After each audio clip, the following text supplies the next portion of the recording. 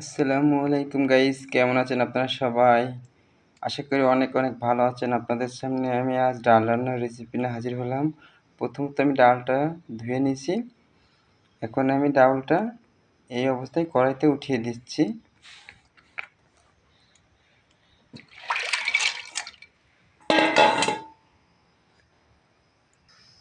Guys, ডালটা আমি ঢেকে দিয়েছি।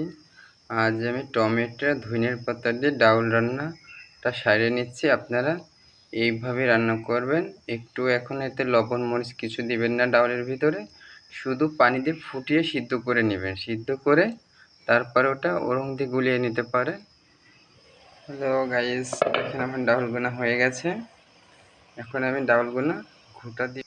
হ্যালো গাইস, আমার ডাউলটা ঘুটা হয়ে গেছে। আমি এখানে অল্প পরিমাণে হলুদ অ্যাড করলাম।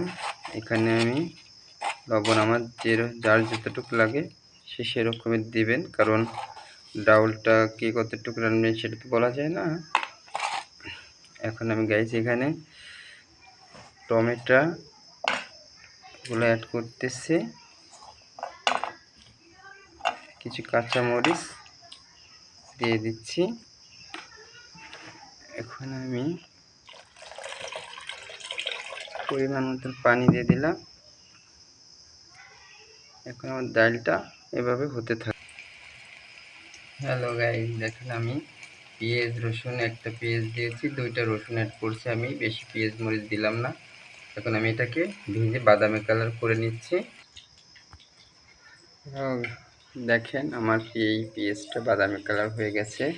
এটা আমি এখন এটা দিয়ে দিলাম। আমার ডালটা প্রায় হয়ে আসছে।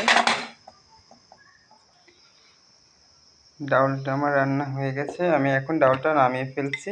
দেখেন ডাউলটা আমি ঘন রান্না করে খাই, এই জন্য আমি একটু ঘন করছি। আর যাদের পাতলা খেতে চান তারা পাতলা খেতে পারেন, কোনো সমস্যা নাই। দেখেন এরকমের টমেটো আস্তে আস্তে আছে, বাট টমেটোটা গলায় দিই নাই আমি। টমেটোর ভিতরে ঠিকই হয়ে গেছে মোমের মতন। টমেটোটা হয়ে গেছে, এরকমই থাকবে আস্তে। ভাতের সাথে নিয়ে খাওয়া যায়, খুবই ভালো লাগবে সেই সময়। গাইজ, ভালো থাকবেন আপনারা সবাই। আমার ভিডিওটা যদি ভালো লেগে থাকে অবশ্যই লাইক কমেন্ট করবেন, আর আমার জন্য নতুন নতুন ভিডিও পাওয়ার জন্য অবশ্যই আমাকে সবাই দোয়া করবেন। ভালো থাকবেন। আল্লাহ।